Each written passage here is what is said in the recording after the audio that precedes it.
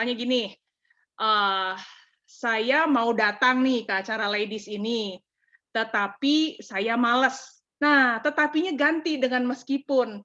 Meskipun saya males, saya tetap mau datang ke ladies, gitu ya. Jadi ganti kata tetapinya, itu luar biasa, itu seperti kita membalikan, apa ya, membalikan hati kita yang galau gitu ya, memberi semangat kita lagi gitu ya. Cari kata-kata mantra, ini kata mantra buat, mungkin buat kita semua beda-beda nih, kata mantranya apa nih ya, kadang-kadang saya suka taruh kata mantra nih, coba sebentar ya, saya stop video. Nih, kelihatan nggak? Saya taruh kata mantra saya apa?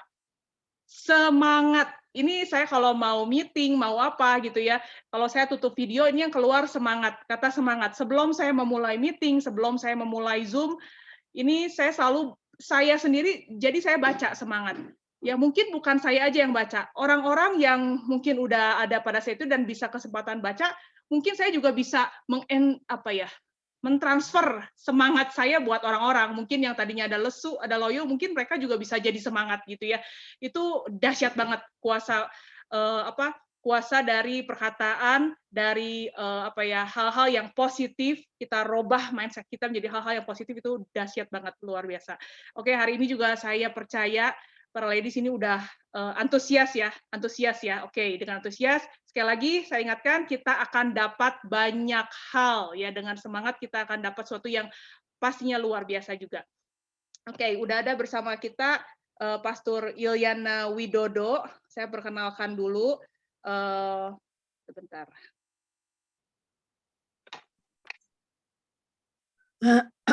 Ya, beliau adalah Ibu Gembala dari GBI WTC OHCC ya. Seorang ibu gembala yang pastinya sabar banget ya. Kalau ibu gembala tuh pasti sabar, dijamin deh. Oke, beliau juga seorang counselor, coach, dan speaker, life builder for excellence ya, luar biasa banget. Saya yakin percaya Tuhan udah memilih Ibu Ilyana ini, Pastor Ilyana di tengah-tengah kita untuk hadir untuk memperlengkapi kita semua pada sore hari ini. Oke, jadi persiapkan hati kita semua. Yuk kita mau nyanyi satu lagu, kita masuk pujian penyembahan. Lalu setelah pujian penyembahan, saya akan serahkan langsung pada Pastor Ilyana ya. Yuk kita berdoa dulu. Yuk, Tuhan Yesus, kami mengucap syukur buat sore hari yang luar biasa. Tuhan, kami sangat berantusias, kami sangat semangat untuk hadir di acara ladies ini Tuhan. Kami yakin, percaya kami akan mendapatkan sesuatu yang luar biasa. Kami yakin Kau akan mengubah kehidupan kami. Kami yakin Tuhan kami akan menjadi pribadi, menjadi ibu, menjadi istri, menjadi teman, menjadi sahabat yang luar biasa Tuhan. Kau perlengkapi kami lebih lagi Tuhan lewat acara ladies ini Tuhan. Nggak kebetulan kami ada di sini, tapi kami yakin ini udah rencanamu Tuhan. Dan ajar kami untuk mengenal lebih lagi apa yang jadi kehendak-Mu dalam kehidupan kami Tuhan, sehingga hidup kami bisa benar-benar bermakna. Bukan hanya itu, bahkan kami bisa berbuah Tuhan, kami bisa menjadi berkat buat orang banyak, buat keluarga kami ya Bapak. Terima kasih Tuhan Yesus. Kami minta juga Kau rapi setiap internet di rumah kami masing-masing, sehingga kami bisa mengikuti acara ladies ini dari awal sampai akhirnya, dan Kau yang tuntun kami, Kau rapi kami semuanya Tuhan. Kami mau siapkan hati kami Tuhan, kami mau rendahkan hati kami Tuhan untuk mendengarkan firman-Mu, untuk memuji menyembah Engkau Tuhan, dan untuk berfellowship bersama ya Bapak. Terima kasih Yesus, terima kasih Tuhan, terima kasih Roh Kudus. Hanya dalam-Mu kami berdoa dan mengucap syukur. Mari yang sama-sama siap memuji menyembah Tuhan, kita katakan amin.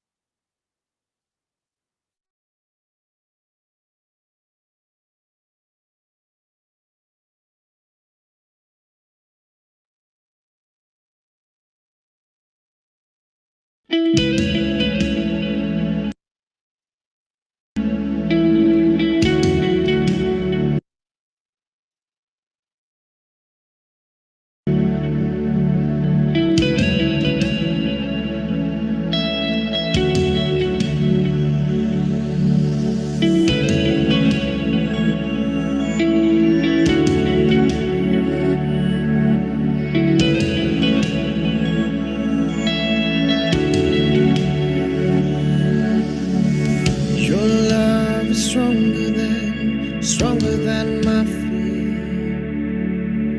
Your grace is greater than my sin. Will trample death Where is your sting? Here I declare my victory. Your love is stronger than my fear. Your grace is greater than my sin or trampled death. Where is your sting? Here I declare my victory.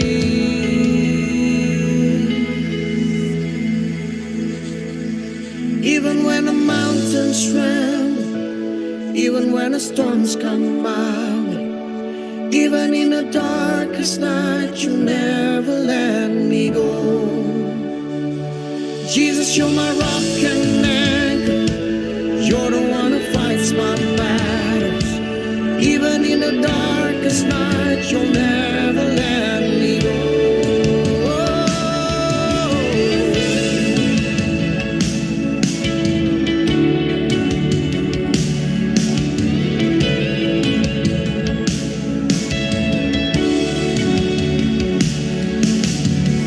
Your love is stronger than my fear. Your grace is greater than my sin. Or trampled down. Where is your sting? Here I declare my victory. Even when the mountains tremble, even when the storms come out, even in the darkest night, you never let me go. Jesus, you're my rock and anchor. You're the one who fights my battles. Even in the darkest night, you'll never let me go. Even when the mountains tremble, even when the storms come out, even in the darkest night, you'll never let me go. Jesus, you're my rock and anchor. You're the one who fights my battles. Even in the darkest night, you'll never let me go.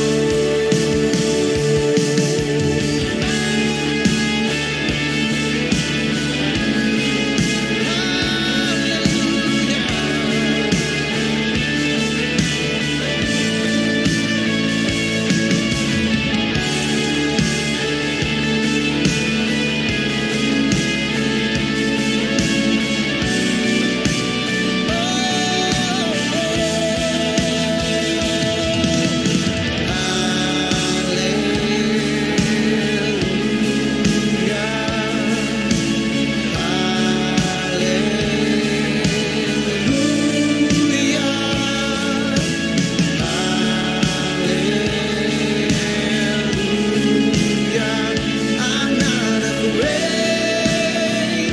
God is for me.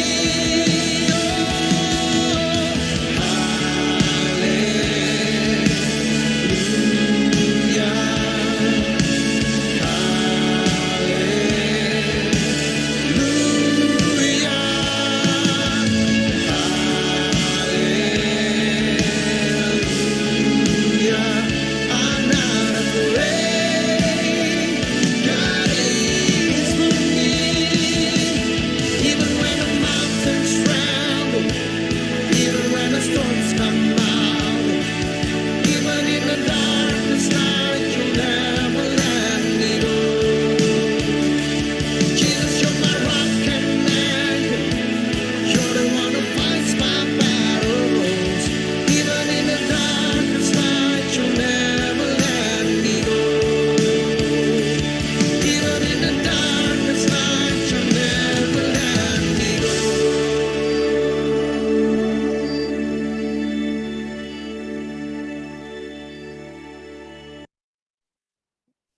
Saya langsung serahkan pada Pastor Yuliana.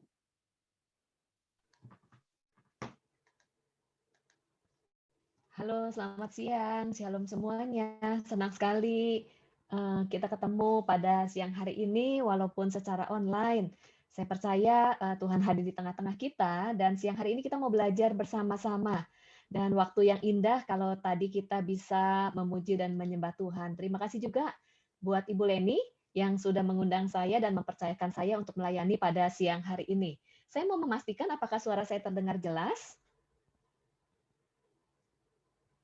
Terdengar jelas ya? Agak, Nah, agak kecil ya Bu, sorry. Suaranya agak kecil ya, iya. sorry ya. Oke, agak kecil ya. Oke, cukup terdengar? Sudah saya besarkan? Ya, Oke oke, kah? sekarang oke. Thank you. Oke, ya saya mau mengajak kita berdoa bersama-sama terlebih dulu ya. Yuk kita berdoa. Bapak, kami bersyukur untuk siang hari ini. Kalau kami bisa berkumpul bersama-sama, kami bisa bersekutu di dalam komunitas yang saling menguatkan, saling membangun satu dengan yang lain. Untuk kami terus bertumbuh menjadi wanita yang menjadi semakin indah, menjadi wanita seperti yang Kau inginkan. Tuhan, kalau siang hari ini kami mau belajar bersama-sama, Tuhan biarlah Engkau yang berbicara di hati kami, dan juga biar firman-Mu, pembelajaran kami hari ini boleh mengubah setiap kehidupan kami. Urapi kami semuanya, urapi kami para wanita yang hadir siang hari ini. Tuhan juga memberkati peralatan yang kami gunakan, baik laptop, handphone, internet, listrik, semuanya agar bisa berjalan dengan baik. Terima kasih Tuhan, kami buka hati kami. Dalam nama Yesus kami berdoa. Amin. Ya, topik yang diberikan kepada saya hari ini adalah Free from Despair. Jadi bagaimana sebentar, kita sorry, tuh, Pastor. ya. Pastor Oke, Ika, sorry, ini yes. suaranya agak gerbes-gerbes. Apa ada yang nggak speakernya? Apanya ada yang longgar gitu ya? Iya. Oke, saya coba ganti ya. Saya coba ganti dengan earphone. Oke, sebentar. Mohon maaf, saya minta waktu 1 menit ya. Ya. Oke, thank Oke. you.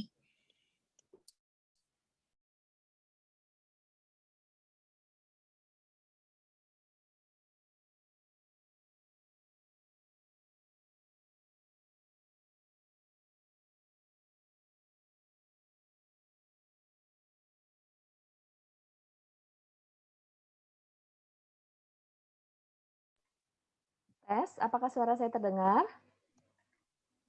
Ya, Pastor udah lebih jelas, lebih bagus juga. Sebentar, saya belum bisa dengar dari sana ya.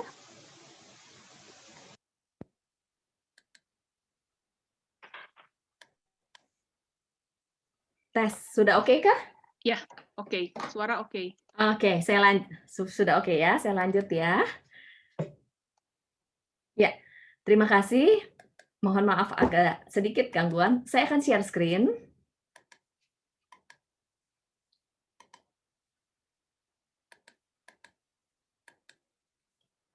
Sudah munculkah? Ya, sudah. Yes, inilah topik hari ini. Bagaimanakah kita bisa bebas dari rasa frustasi dan juga tidak menjadi stres. Dan izinkan saya memperkenalkan keluarga saya. Ini adalah foto keluarga saya. Nama saya Iliana Widodo. Kemudian suami saya, Pastor Erwin Widodo. Kami tinggal di Lipo Karawaci, Tangerang, dan kami tertanam di dalam gereja GBI WTC Serpong. Kemudian suami saya dipercayakan, ditugaskan menggembalakan di cabang di Lipo Karawaci, Olive Hotel Community Church. Kemudian kami dianugerahi 2 orang anak, Anselmo dan Arneta. Anselmo kuliah tingkat 3, Arneta kelas 1 SMA. Ini sedikit perkenalan dari kami, senang sekali, salam kenal untuk yang kita baru pertama kali ketemu hari ini. Kemudian saya mau menanyakan, bagaimana kabar ibu-ibu dan teman-teman, para wanita Allah yang hadir siang hari ini. Dan memang terlepas dari situasi yang ada, kita tahu situasi hari ini memang kita sedang mengalami perubahan, betul ya? Dunia ini sedang mengalami perubahan yang besar, yang tidak pernah kita pikirkan, bayangkan sebelumnya. Dan juga di tengah situasi seperti ini, sebenarnya juga kita tidak paham sampai kapankah hal ini berlalu. Ibaratnya kita ada di sebuah lorong yang gelap, kemudian kita nggak tahu kapankah lorong ini akan berakhir. Kita lagi di tengah situasi, kita dikuasai oleh COVID-19, sampai akhirnya ada banyak hal yang berubah di dalam hidup kita. Rutinitas juga mengalami perubahan. Ada mungkin kita yang mengalami kehilangan demi kehilangan. Ada yang kehilangan rutinitas, kehilangan kesehatan, kehilangan mungkin orang-orang yang dikasihi, anak-anak juga kehilangan teman-teman di sekolah sehingga harus belajar online, kita kehilangan ibadah, ibadah secara offline, sehingga kita semuanya berhubungan dengan hal-hal yang online. Kita kehilangan kumpul-kumpul dengan teman. Jadi di antara kita, mau nggak mau kita mengalami perubahan-perubahan di dalam hidup ini, dan apalagi khusus musim saat ini. Dan ada banyak yang di antara kita juga yang mungkin mengalami krisis. Ada yang mengalami krisis keuangan, ada yang mengalami krisis nggak ada kerjaan, dan sebagainya. Dan sebagai seorang manusia, kita ini sebenarnya butuh kepastian. Apabila kita hidup di situasi, berada dalam situasi yang tidak pasti, dan entah sampai kapan situasi ini berakhir, maka kita menjadi merasa tidak aman, situasi yang tidak bisa diprediksi, situasi yang tidak bisa dikontrol, situasi yang nggak jelas, kita tidak terlepas dari rasa khawatir, rasa tegang, dan sebagainya. Bahkan mungkin di antara kita ada yang mengalami stres. Kita sering mendengar orang-orang tuh bilang begini, jangan stres, nggak usah stres, nggak perlu stres. Tapi hari ini kita mau belajar apa itu stres. Sebenarnya stres itu adalah hal yang pasti akan kita alami semuanya. Stres itu sendiri merupakan sebuah reaksi terhadap perubahan yang kita alami dalam hidup kita. Baik perubahan kecil, perubahan besar, perubahan di dalam tubuh, atau perubahan di luar. Misalnya begini, kita mau ujian, mau ulangan umum. Kita ingat ya masa-masa kita sekolah, kemudian kita kan kepikiran, takut gagal, takut gak lulus, lalu kita menjadi tegang, lebih tegang daripada biasanya. Itu sebenarnya adalah stres. Stres karena mempersiapkan ujian. Tapi itu penting, karena apa? Begitu kita stres, takut gagal, maka kita akan mempersiapkan ujian dengan baik. Lalu juga kita sebagai seorang wanita, setiap bulan ada perubahan hormon ya. Perubahan hormon misalnya mau menjelang menstruasi. Kemudian kita merasa kok mood-nya kurang enak. Kemudian kita merasa lebih mudah emosi. Ini karena ada perubahan hormon di dalam tubuh kita. Ini juga sebenarnya merupakan sebuah stres. Jadi setiap perubahan di dalam kehidupan kita itu menimbulkan stres. Hanya saja pertanyaannya ada perubahan kecil, perubahan besar, lalu ada stres yang bisa diatasi, dan ada stres yang sulit diatasi. Ada stres yang bisa memacu kita untuk menjadi kita lebih maju, tapi ada stres yang membuat kita menjadi frustasi. Untuk kita bisa mengelola stres dengan baik sehingga tidak menjadi frustasi dan depresi, kita perlu mengenali, kita perlu memahami apa yang terjadi pada diri kita. Sebagai contoh lagi yang simpel, misalnya di dalam situasi COVID seperti ini, biasanya anak-anak sekolah, suami di kantor, kemudian kita punya me time di rumah. Nah, karena COVID berubah tuh. Anak-anak jadi sekolah di rumah, suami juga di rumah, di dalam rumah kita setiap hari melihat dan bertemu dengan orang yang sama. Ini kan perubahan ya. Ini sebenarnya menimbulkan stres buat kita sebagai seorang istri, buat anak juga stres, suami juga stres karena yang biasanya ke kantor jadi perlu di rumah. Belum lagi perubahan kita cara makan, cara cuci tangan, cara hidup, pakai masker, dan sebagainya, dan perubahan itu begitu mendadak. Apa dampaknya? Maka hari-hari ini banyak sekali orang yang stres. It's okay, hanya saja bagaimana cara kita mengelola stres itu yang sebenarnya penting. Selain situasi COVID hari ini, kita juga mengalami berbagai perubahan dalam musim kehidupan. Anak-anak menjadi remaja, remaja menjadi dewasa muda, lalu menikah, lalu punya anak, menjadi tua, menghadapi hari tua, mungkin nanti memiliki cucu. Ini kan musim-musim kehidupan yang terus mengalami perubahan, betul? Pada saat mengalami perubahan, ada juga stres yang disebabkan oleh perubahan musim kehidupan. Yang tadinya masih single, kemudian mau menikah. Perubahan dari single menjadi menikah, satu sisi membuat kita senang, tapi membuat kita stres juga, betul? perlu penyesuaian, mempersiapkan pernikahan, kemudian dari yang tidak punya anak menjadi punya anak. Satu sisi senang banget, happy punya anak, tapi satu sisi menimbulkan stres tersendiri karena kehidupannya berubah. Yang single jadi punya anak, perlu belajar bagaimana mengurus anak, belum lagi anaknya kalau rewel dan sebagainya, itu ada stres tersendiri. Jadi, sekali lagi, kalau kita mengalami stres, tidak perlu tertuduh. Jangan merasa bersalah. Kalau kita mengalami stres, yang terpenting adalah kenali stres apa yang kita hadapi, kemudian kenalilah diri kita, marilah belajar untuk mengelola diri kita supaya kita bisa move on, tidak terjebak oleh stres yang ada, dan akhirnya menjadi frustasi. Bahkan nggak banyak para wanita karena stres jadi depresi. Lalu juga ini ada survei loh, apa-apa saja sih yang bisa membuat stres dalam kehidupan kita? Yuk, saya mau ajak kita sama-sama lihat. Ternyata perubahan yang paling membuat stres yang angkanya paling tinggi yaitu kalau kematian pasangan, terus perceraian, perpisahan, lalu kematian anggota keluarga. Ini adalah kejadian yang tanda kutip heboh ya, tetapi kita lihat di sini perpindahan rumah, perpindahan sekolah, bahkan rekreasi itu sendiri juga satu sisi membuat senang, tapi satu sisi ada stresnya. Misalnya kalau kita mau liburan, kita kan kepikiran ya untuk ngurusin, bikin rencana dan sebagainya. Ini adalah stres. Kemudian juga perubahan di social activities, kemudian perubahan di kegiatan gereja, kemudian bahkan di sini ditulis kita mau Natalan juga atau hari raya ada stres tersendiri, tapi skala stresnya itu adalah skala yang kecil. Kenapa? Karena memang pada saat kita mengalami perubahan atau hal-hal yang perlu kita persiapkan, ada stres di dalam diri kita. Yang terpenting adalah bagaimana mengelola. Termasuk nih, kalau anak-anak sudah besar, punya anak, kita stres. Lalu anak-anak sudah besar pindah keluar kota atau mau menikah, kita akan mengalami stres juga karena kita akan mengalami kehilangan, menjadi jauh dengan anak kita. Itu semua adalah memang kenyataan hidup. Yang terpenting adalah bagaimana mengelolanya.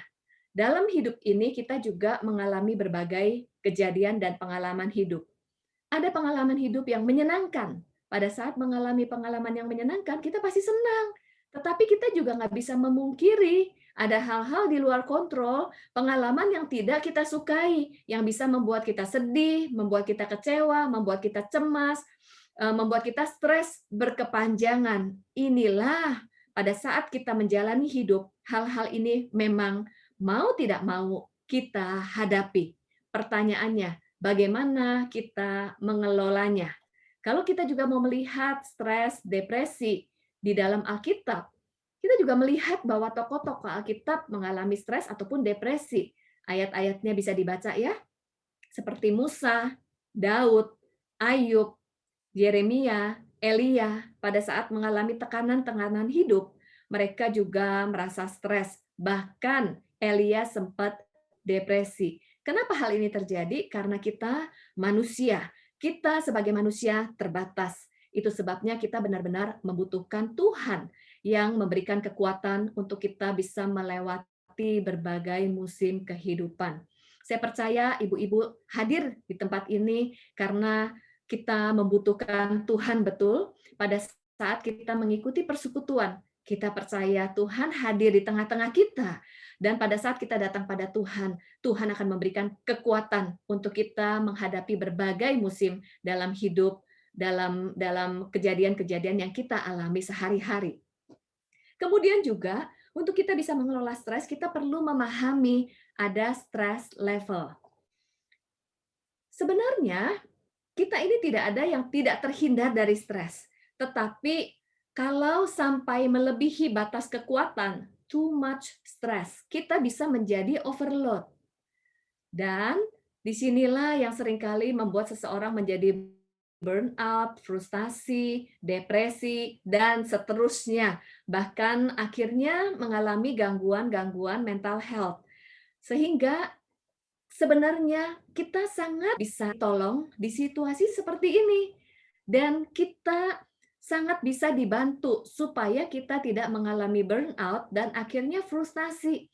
Ibaratnya stres level itu ada stadium 1, stadium 2, stadium 3, stadium 4. Kenapa stres level itu bisa menjadi stadium 4? Sebenarnya di stadium 1, 2, dan 3 itu kita bisa atasi, kita bisa mencari bantuan, tapi seringkali kita nggak sadar dan akhirnya menjadi menumpuk, lalu menjadi frustasi, depresi, dan mengalami gangguan-gangguan lainnya. Yuk kita mau belajar bagaimana kita mengelola diri kita. Sekali lagi saya garis bawah, kita semua tidak terhindar dari stres karena hidup kita mengalami berbagai perubahan. Pertanyaannya, stres yang tidak dikelola dengan baik dan akhirnya terus menumpuk jadi burnout. Disitulah yang membuat kita frustasi dan mungkin akan menjadi depresi. Extreme stress sudah overload, disitulah kenapa seseorang menjadi tidak bersemangat lagi, nggak punya semangat, kemudian tidak nafsu makan, kemudian akhirnya ada yang berpikir ingin bunuh diri, itu karena memang sudah burnout dan sudah menjadi ekstrim. Sehingga hari ini kita mau belajar, walaupun kita mengalami berbagai tantangan, hambatan, berbagai kejadian, berbagai perubahan, wajar kalau kita mengalami stres, tapi marilah kita belajar untuk mengelola stres itu sendiri supaya tidak menjadi despair dan juga burnout. Di 1 Tesalonika 5 ayat 23, semoga Allah damai sejahtera menguduskan kamu seluruhnya dan semoga roh, jiwa, dan tubuhmu terpelihara sempurna dengan tak bercacat pada kedatangan Yesus Kristus Tuhan kita. Artinya Tuhan mau kita bisa mengelola diri kita, mengelola tubuh kita. Kemudian kita juga mengelola jiwa, pikiran, hati, kemudian keputusan-keputusan kita kelola supaya tidak menjadi seorang wanita yang reaktif, tapi kita menjadi seorang wanita yang responsif, bisa mengambil keputusan tepat, keputusan yang baik di tengah situasi yang tidak baik. Roh artinya apa? Kita perlu selalu terhubung dengan Tuhan. Karena kita tidak bisa hidup sendiri.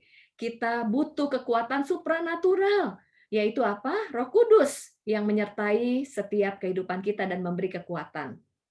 Nah, kita mau belajar bagaimana kita mengatasi stres dengan cara yang sehat. Pertanyaannya adalah buat setiap kita, am I okay? Apakah kita baik-baik saja? Bagaimana caranya supaya kita tidak mengalami despair dan terus berkelanjutan? Yuk, dari pertanyaan am I okay? Yuk kita sama-sama tanyakan pada diri kita. How are you today? Dan hari ini apakah saya okay? Apa saja yang perlu kita lakukan untuk kita bisa mengelola stres dengan sehat? A. Amati dan akui. M. Manage. I. Identifikasi. O. Olah diri. K. Koneksi. A. Antisipasi dan adaptasi. Y. Yakin. Mari kita lihat satu-satu. A. Yang pertama adalah amati keadaan kita dan akui. Kenalilah diri kita, apa yang terjadi. Ciri-ciri seseorang yang mengalami stres, frustasi, ataupun depresi. Bagaimana emosi dan perasaan kita kenali. Apa yang ada di hati.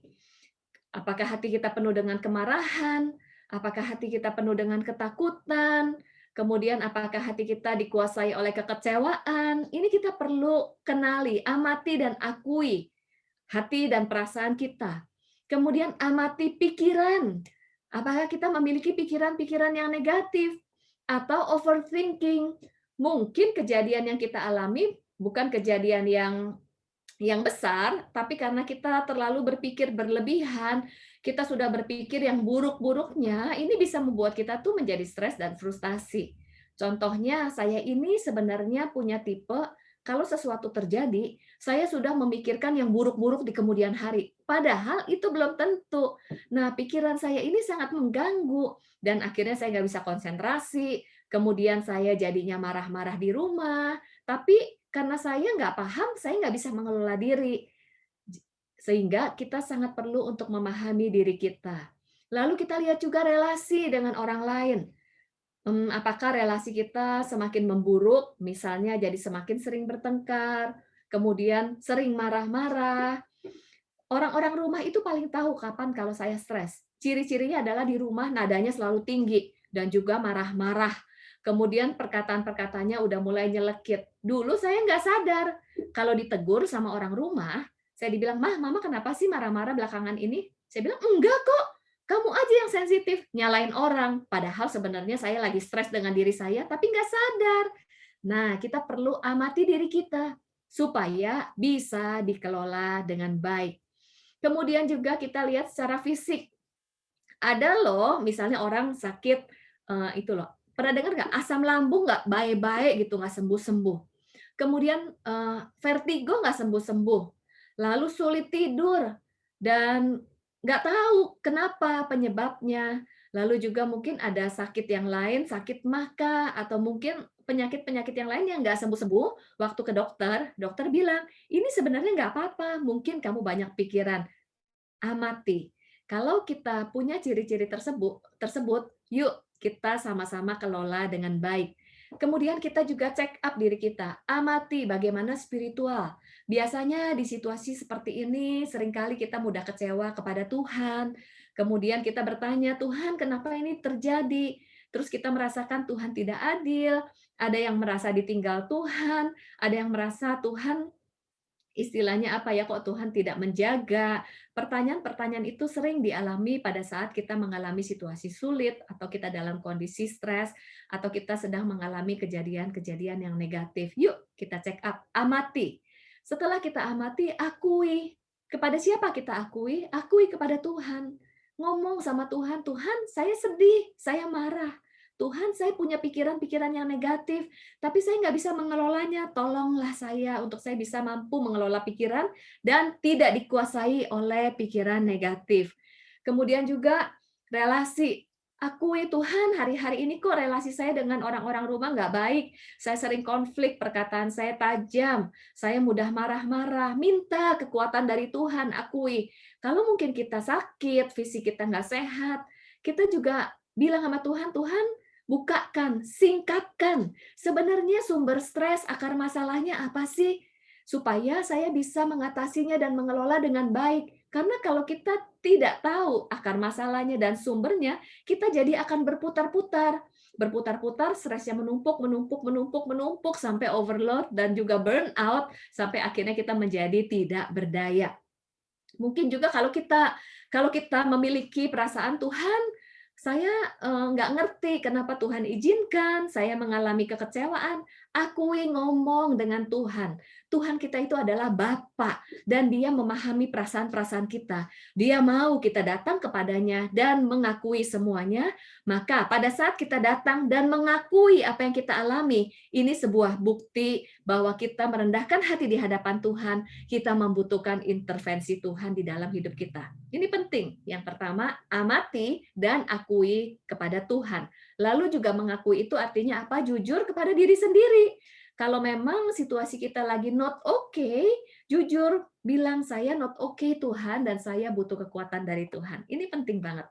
Kemudian, nah ini dia, kita perlu jujur ya dengan diri kita sendiri. Yang kemudian yang kedua, kita lihat manage. Bagaimanakah selama ini kebiasaan kita dalam memanage situasi dan memanage diri kita dan juga memanage hal-hal negatif yang terjadi dalam hidup kita.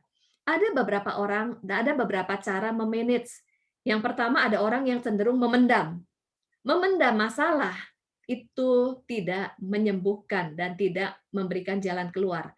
Atau ada orang yang cenderung meledak keluar. Apapun yang terjadi, marah-marah. Apalagi wanita ya, sering emosional. Marah ke sana, marah ke sini. Masalahnya adalah masalah sama orang lain. Terus marah-marahnya ke rumah. Kasihan banget kalau kita terus marah-marah, meledak keluar orang-orang yang di rumah yang bisa menjadi ikut-ikutan stres. Karena wanita itu memegang peranan penting untuk menentukan apakah atmosfer di dalam keluarga dan rumah tangga kita itu atmosfer yang memberikan ketentraman atau kehadiran kita menimbulkan atmosfer yang menimbulkan tekanan kepada orang-orang di rumah kita. Kita sambil self check up ya. Lalu juga ada cara orang memanage masalah, yaitu dengan mengalihkan. Mengalihkan itu artinya begini, aduh gue stres deh, terus mencari pelarian, akhirnya jadi makan berlebihan. Emotional eating, kenapa ya lapar melulu ya? Ada yang bilang gini, kalau saya stres jadi tambah gemuk. Nah ini caranya stresnya tidak dikelola, kemudian dialihkan dengan makan. Ada lagi yang mengalihkan dengan drama Korea, ada lagi yang mengalihkan dengan sosmed, kemudian ada lagi yang mengalihkan dengan shopping. Kita perlu pahami kecenderungan diri kita saat mengelola stres atau masalah dalam hidup. Kemudian mengabaikan, menganggap tidak ada apa-apa, kalau ada masalah tidak diselesaikan, lalu diabaikan sehingga masalah itu menjadi semakin berkepanjangan. Pada saat masalah semakin berkepanjangan, satu hari akan meledak. Pada saat meledak, itu menjadi destruktif, bisa merusak orang lain, merusak diri kita, merusak relasi, menyakiti orang lain. Mengabaikan juga pura-pura tidak terjadi apa-apa, itu tidak menyelesaikan masalah. Memendam, meledak keluar, mengalihkan, mengabaikan, bukan cara yang sehat. Kenalilah kecenderungan kita. Kalau saya kebanyakan memendam dan mengalihkan. Tapi sekarang saya belajar untuk memproses stres saya, supaya stres saya nggak menumpuk dan menjadi burnout dan frustasi. Yuk kita kenali. Yang berikutnya, sesudah kita mengenali cara kita memanage situasi, kita perlu mengidentifikasi sumber stres. Itu penting banget. Mengidentifikasi. Jadi ada beberapa jenis stres. Yang pertama itu adalah kritikal. Kritikal itu ini stres yang diakibatkan karena memang ada situasi terjadi atau ada perubahan di dalam kehidupan kita. Misalnya karena COVID situasi hari ini, itu adalah stres jenis kritikal. Karena memang ada kejadian yang kita alami hari ini. Atau misalnya kita di PHK, lalu kita stres. Itu betul. Itu stres jenisnya adalah kritikal. Karena situasi hari ini yang terjadi dalam hidup kita. Tapi kita perlu cek, jangan-jangan ada akumulasi stres. Akumulasi stres itu apa? Penyebab kita burnout, penyebab kita frustasi, penyebab kita depresi, bukan karena kejadian hari ini saja, tapi sebenarnya ada yang menumpuk kejadian-kejadian masa lalu, mungkin luka masa lalu, kekesalan masa lalu, konflik masa lalu yang berkali-kali, terus menumpuk, dan ditambah dengan situasi hari ini, dan akhirnya menjadi blow up, meledak. Misalnya kita kan sering mendengar ya, di situasi COVID seperti ini, kenapa jadi ada perceraian? Apakah karena COVID jadi bercerai? Kemudian suami istri semakin bertengkar. Bukan karena COVID-nya. Mungkin dari zaman dulu ada banyak konflik yang didiemin, tidak diselesaikan. Lalu kita menyimpan sakit hati sama pasangan. Kemudian kalau kita stres, kita bisa mengalihkan keluar jalan-jalan. Kemudian kalau suami juga kalau bertengkar di rumah, suami bisa kerja, menghindari istri. Kita menghindari di rumah cuma untuk tidur dan makan. Tapi hari ini, karena konfliknya menumpuk, stresnya menumpuk, sudah menjadi akumulasi. Kemudian ada pemicunya, COVID hari ini. Disitulah akhirnya jadi meledak, tak terselesaikan. Karena kemampuan mengelola konflik, kemampuan masalah itu tidak dimiliki, jadi masalah menumpuk, terakumulasi. Lalu ada stres yang kronik. Stres yang kronik itu artinya kita tuh sudah sampai ekstrim stres, burnout, kemudian melumpuhkan kita sehingga kita menjadi tak berdaya, lalu kita sudah mulai berpikir negatif dan kita mengalami gangguan di dalam kehidupan kita, putus asa dan sebagainya sampai berpikir mau bunuh diri dan seterusnya. Setelah kita mengenali ini, jadi kita bisa kelola masalah kita satu demi satu. Jadi perlu cek, yang membuat kita menjadi stres itu, yang mana nih? Ini perlu kita ketahui juga loh. Ataukah masalah pribadi, yang masalah relasi, masalah pekerjaan, yang kita khawatirkan apa? Masalah keuangan kah? Kadang-kadang kita nggak jelas masalahnya. Kita stres karena keuangan, lalu kita marah-marah di rumah. Kita stres karena masa depan, lalu kita meledak kepada nggak jelas punya. Lalu ditanya, kamu stres? Enggak, saya nggak stres gitu. Kita suka stres, tapi kita nggak kenali stres kita sendiri. Lalu nggak ngaku pula lagi, enggak, saya nggak stres. Nah, jadi ini adalah bagian dari kita pribadi yang semakin dewasa adalah kita semakin memahami apa yang terjadi dengan diri saya. Tidak mencampur adukan. Mungkin kita sedang khawatir dengan kepastian. Mungkin kita stres karena kehilangan. Mungkin juga kita stres karena ada konflik dengan teman, atau kita kehilangan sesuatu, atau mungkin kita stres karena kehilangan orang yang dikasihi, atau kita stres karena kehilangan kesehatan loh. Kemudian kan ada orang yang sakit, terus jadinya marah-marahnya ke orang-orang di rumah. Ini juga perlu kita pahami. Kalau kita sudah tahu di bagian mana yang membuat kita stres, kembali lagi akui di hadapan Tuhan. Kemudian juga kita perlu memahami ada masalah atau hambatan itu kita bisa identifikasikan menjadi dua bagian. Kita lihat ya. Masalah yang kita hadapi ini adalah masalah yang nyata atau masalah yang palsu, hambatan palsu. Dalam arti apa? Hambatan nyata itu adalah masalah yang kita hadapi yang terjadi di eksternal, di luar kontrol kita. Misalnya mungkin kehilangan pekerjaan, situasi COVID, sakit penyakit, atau kita mungkin ada goncangan di luar. Nah, apa yang orang lain lakukan pada kita? Nah, ini kan hal-hal yang terjadi di eksternal yang tidak bisa kita kontrol. Itu memang hambatan yang nyata yang kita hadapi. Tetapi seringkali kita nggak sadar bahwa ada hambatan palsu di dalam diri kita. Hambatan palsu itu apa? Yaitu kita bergumul dengan sakit hati yang tidak terselesaikan, kemudian kita tidak bisa mengelola emosi kita dengan baik, kemudian kita pribadi yang merasa tidak berharga, punya cara pandang negatif, pribadi yang minder, merasa tidak berguna, merasa tidak berdaya. Ini kan semua dari dalam internal diri kita. Dan seringkali itu jadi menumpuk. Sebenarnya goncangan yang lebih banyak melumpuhkan kita itu sebenarnya adalah goncangan internal. Kalau kita memiliki kekuatan internal, maka kita bisa menghadapi setiap hambatan-hambatan yang terjadi dalam hidup kita. Identifikasi. Sebenarnya mana yang paling banyak itu berpengaruh di dalam diri kita. Contohnya aja, oke, kita bertengkar dengan suami. Pertengkaran itu adalah hambatan nyata karena memang situasi terjadi. Akhirnya terjadi pertengkaran. Tapi what next? Ada yang sudah bertengkar, tidak diselesaikan. Lalu sesudah bertengkar, kita nyalah-nyalahin orang lain dan nyalahin diri kita sendiri. Sesudah bertengkar, lalu kita berespon demikian. Memang saya istri yang tidak disayang. Nggak ada orang lain yang sayang sama saya. Saya istri yang nggak berguna. Memang hidup ini nggak ada masa depan. Ini udah masuk hambatan palsu. Karena kita bergumul di dalam diri kita sendiri. Dengan ketidakberhargaan, dengan menyalahkan diri sendiri. Ini membuat kita menjadi tidak bisa move on. Menempatkan diri sebagai korban, playing victim ya. Udah gitu ya, memang saya paling tidak beruntung.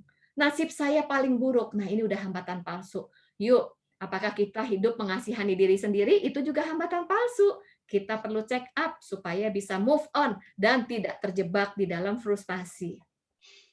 Kemudian setelah kita bisa mengidentifikasi dan mengelola, setelah kita bisa mengidentifikasi dan mengenali, marilah kita mengelola diri. Artinya olah diri. Bagaimana kita mengelola diri? Penting sekali. Nomor satu, kita tidak bisa hidup sendirian.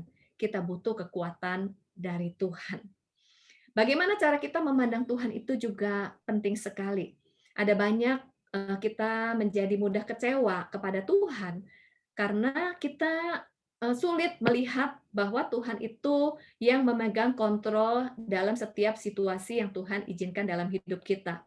Ada banyak yang kecewa kepada Tuhan karena ingin tahu sebenarnya maksud Tuhan apa. Ini kita perlu pelajari loh bahwa iman itu adalah kita mempercayai Allah kita tuh Allah yang berkuasa.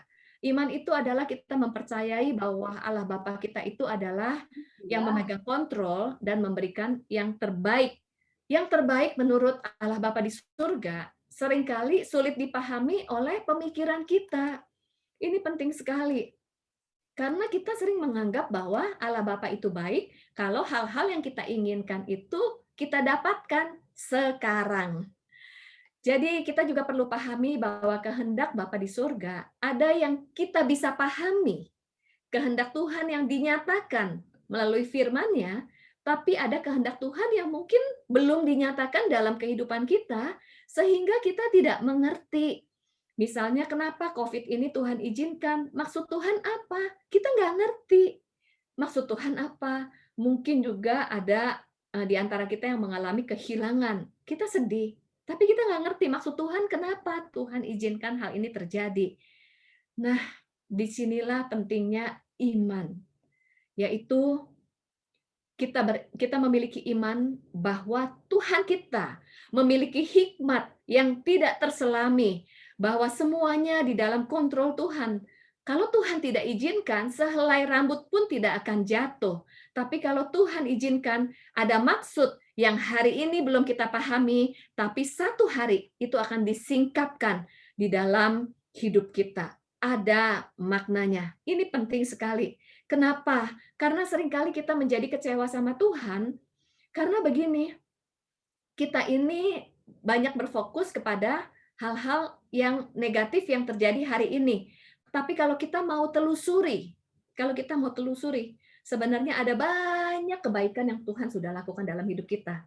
Tapi pada dasarnya manusia, 1 juta kebaikan Tuhan yang sudah Tuhan lakukan dalam hidup kita, mudah kita lupakan hanya karena satu doa yang belum dijawab atau satu ujian yang Tuhan izinkan dalam hidup kita. Membangun spiritual artinya mengingat kebaikan Tuhan, mengingat anugerah Tuhan, mengingat bahwa Tuhan Allah Bapa kita adalah Allah yang baik. Kemudian mengolah diri dalam spiritual juga adalah pada saat kita datang kepada Tuhan, yuk kita datang jangan dengan rutinitas. Tuhan bilang gini, marilah datang kepadaku yang letih lesu dan berbeban berat, maka aku akan memberikan kelegaan. Jadi pada saat kita datang sama Tuhan, akui setiap perasaan, kemudian semua beban, lepaskan, berikanlah kepada Tuhan, maka Dia akan memberikan kelegaan. Ini yang pertama, mengolah diri dalam hal spiritual. Terimalah dalam hidup ini ada good days dan juga ada bad days. Tapi kita percaya Tuhan yang mengendalikan semuanya. Hal-hal yang di luar kontrol kita, serahkanlah kepada Tuhan. Biarlah Tuhan yang memimpin kehidupan kita. Kemudian juga mengolah diri itu artinya kita juga bisa mengolah emosi kita. Jangan menjadi pribadi yang suka memendam ataupun meledak. Pribadi yang menumpuk sampah emosi.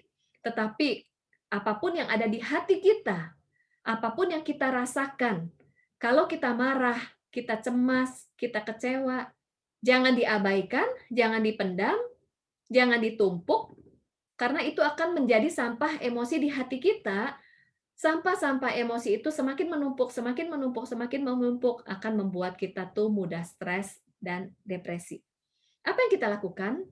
Kembali ke A, amati dan akui. Akui setiap perasaan kita kepada Tuhan. Bilang sama Tuhan, saya sedih, saya cemas, saya kecewa. Pada saat kita mengungkapkan kepada Tuhan, disitulah kita menyerahkan beban-beban emosi kita kepada Tuhan, dan Tuhan akan memberikan kelegaan. Emosional juga berarti apa? Seringkali pada saat kita berhubungan di dalam relasi, kita menumpuk sakit hati, kita menumpuk kekecewaan. Dan bagi para wanita, itu rasanya kalau kita sudah kecewa, dikecewakan, sulit untuk mengampuni. Dan akhirnya hati kita jadi terpenjara. Terpenjara dengan kemarahan yang menumpuk, terpenjara dengan kekecewaan yang menumpuk, terpenjara dengan rasa ketidakpercayaan, terpenjara dengan rasa frustasi. Kalau hati kita terpenjara karena kita sulit mengampuni, kehidupan kita pun akan terpenjara. Kenapa? Hati yang penuh dengan luka yang tidak diolah, ini akan mempengaruhi perkataan, perilaku, dan mempengaruhi cara berpikir. Kita sulit berpikir jernih, kita menjadi stres. Karena apa? Emosi kita menumpuk, kemarahan kita menumpuk, kita menjadi tegang. Kalau situasi kita tegang, kondisi kita tegang, otak kita ini akan memproduksi hormon kortisol. yang menjadi racun bagi otak dan tubuh kita. Kita tidak bisa mengalami damai sejahtera. Ini sebenarnya adalah hambatan palsu. Artinya apa? Kalaupun situasi negatif itu terjadi dalam hidup kita, itu itu di luar kontrol. Kita tidak bisa memaksa orang lain menjadi seperti yang kita inginkan. Orang lain mungkin melakukan sesuatu melukai kita, tetapi tanggung jawab kita adalah apakah kita menyimpan luka, menyimpan kemarahan, menyimpan kekecewaan sepanjang hidup, dan akhirnya kita itu merusak diri kita sendiri, membuat kita tumpukan stresnya menjadi kritikal yang menumpuk menjadi akumulasi. Ini penting banget. Kalau ada seseorang yang mengecewakan dan melukai, ampunilah. Mengakui emosi dan juga melepaskan pengampunan itu membebaskan kehidupan kita dari penjara-penjara emosi. Penjara emosi itu sangat membuat kita tuh stres dan depresi yang berkepanjangan. Kalau hari ini Tuhan ingatkan, ada seseorang mungkin yang pernah melukai, yang pernah membuat kita tuh seperti terpukul, terpuruk. Tuhan mau kita melepaskan pengampunan supaya kita mengalami kebebasan. Yang berikutnya juga kita perlu mengelola pikiran kita, mengelola mental. Mengelola mental adalah tadi di awal sempat dibahas ya, bahwa marilah kita memiliki cara pandang yang positif. Ada banyak wanita ini dikuasai oleh cara pandang yang negatif, mudah berasumsi, overthinking, melihat hanya hal-hal yang negatif, yang buruk, fokusnya kepada masalah, fokusnya kepada keburukan diri sendiri, fokusnya kepada kelemahan orang lain. Kalau cara pandang kita melihat hal-hal yang terus negatif, maka hidup kita menjadi negatif. Itu menambah tumpukan stres. Padahal sebenarnya ada banyak hal yang positif juga di dalam kehidupan ini. Ada bad days, tapi ada good days. Kemudian ada masalah, tapi juga ada keberhasilan. Ada kegagalan, tapi juga ada prestasi. Cara melihat kegagalan juga itu mempengaruhi loh. Ada orang stres karena gagal dan menganggap kalau sudah gagal ini, aduh nanti apa kata orang ya, aduh saya jadi nggak berguna, wah saya pribadi yang gagal. Nah cara pandang kita terhadap situasi itu sangat mempengaruhi. Kalau kita gagal, kalau kita pernah melakukan kesalahan, it's okay karena kita bukan Tuhan. Banyak yang akhirnya takut salah karena menjadi pribadi yang perfeksionis. Adakah di antara kita yang perfeksionis? Wanita banyak loh yang perfeksionis. Sebenarnya perfeksionis ini adalah cara pandang yang salah. Kenapa? Orang yang perfeksionis itu betul punya standar yang baik, tapi orang yang perfeksionis tidak mengizinkan dirinya salah, tidak mengizinkan dirinya gagal, dan kalau orang lain salah pun dituntut, orang lain gagal pun disalah-salahin. Kan jadi negatif hidupnya. Sadarilah bahwa setiap kita bukan Tuhan, punya keterbatasan. Dalam hidup ini kita pasti pernah salah, pernah gagal, tapi marilah kita melihat kesalahan yang Tuhan izinkan, kegagalan yang Tuhan izinkan, itu adalah kesempatan kita untuk belajar menjadi lebih baik lagi. Maka hidup kita akan enjoy, tidak menuduh diri sendiri, tidak menyalahkan orang lain. Kemudian mengelola pikiran, itu juga kita perlu memfilter apa yang kita baca, apa yang kita lihat, apa yang kita dengar. Kalau kita menimbun informasi sampah, hoax ya, kemudian gosip, kita masuk di dalam komunitas yang tidak membangun, yang kita terima adalah informasi-informasi yang salah, maka pikiran, hati kita, emosi, tindakan, perilaku kita pun akan menjadi nggak sehat. Itu sebabnya jaga apa yang kita lihat, apa yang kita dengar. Marilah kita memastikan hal-hal yang kita dengar, hal yang kita lihat, yang kita terima itu membangun diri kita. Kemudian olah diri juga termasuk sebagai seorang wanita kita perlu menjaga pola hidup ya. Saya nggak bahas ini banyak, tapi tidur yang cukup, makan yang sehat, ini sangat mempengaruhi. Lalu termasuk jangan lupa rekreasi. Jangan lupa rekreasi, karena kita perlu untuk bisa mengelola diri kita, perlu me time. Ada banyak para wanita tuh stres, frustasi karena apa? Karena numpuk, tidak ada waktu istirahat, tidak ada waktu untuk me time. Kembangkanlah diri kita untuk terus melakukan hobi. Ini termasuk olah diri. Hal yang simple, tapi penting. Kemudian olah diri juga, kalau kita menghadapi masalah, selesaikan satu demi satu. Identifikasi akarnya mana. Masalah apakah pribadikah, keuangankah, masalah relasikah, kemudian hambatannya apa? Hambatan nyatakah? Apakah itu di luar kontrol kita? Kalau di luar kontrol kita, kita nggak bisa lakukan apa-apa. Tapi kalau itu ada di dalam bagian tanggung jawab kita, selesaikan satu demi satu. Kebanyakan kalau udah numpuk, kita jadi ikut-ikutan stres sendiri dan akhirnya jadi merasa tidak berdaya. Ibaratnya gini, ada pintu yang tertutup. Kemudian kita mau buka pintu itu rasanya susah banget. Kenapa sih susah buka pintu itu? Karena ada karung yang menumpuk, menghambat pintu itu sehingga nggak bisa dibuka. Tapi kita pengen cepat-cepat buka. Nah, caranya adalah ambil satu demi satu, tumpukan karung itu satu-satu dipindahkan. Setelah semua karung dipindahkan, maka pintu bisa dibuka. Jadi kalau ada masalah, selesaikan satu demi satu. Identifikasi. Kemudian K. K itu adalah marilah kita jangan pernah hidup sendiri. Untuk seseorang yang mengalami depresi, salah satu yang paling harus dihindari adalah sendirian. Semakin seseorang sendiri, semakin mudah stres, frustasi, dan depresi. Kita butuh koneksi. Kita butuh the power of others. Kita butuh support. Support itu dalam hal apa? Keluarga kah? Komunitas? Saya percaya ini adalah komunitas yang sehat ya. Kita butuh loh untuk dikuatkan, kita butuh untuk didoakan, kita butuh untuk bercerita. Bercerita itu penting banget. Jadi saya pernah belajar trauma healing. Dan bagaimanakah orang bisa mengalami kesembuhan atau turning point-nya.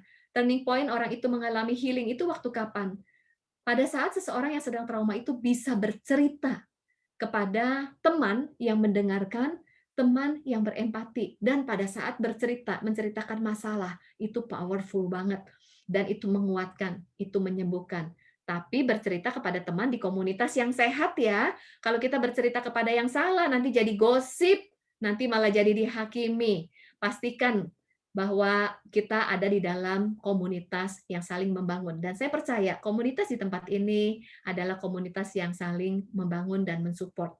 Juga gereja atau tempat ibadah, minimalkan lingkungan yang berkontribusi kepada depresi. Pokoknya pergaulan yang buruk, hindari. Karena ini sangat mempengaruhi.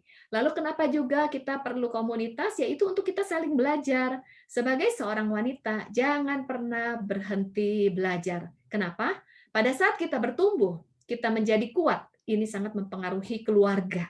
Dan pengaruh kepada keluarga itu nggak cuma saat ini saja, tapi mempengaruhi generasi-generasi yang ada di bawah kita. Jadi peran kita sebagai wanita itu sangat penting. Jangan pernah berhenti belajar.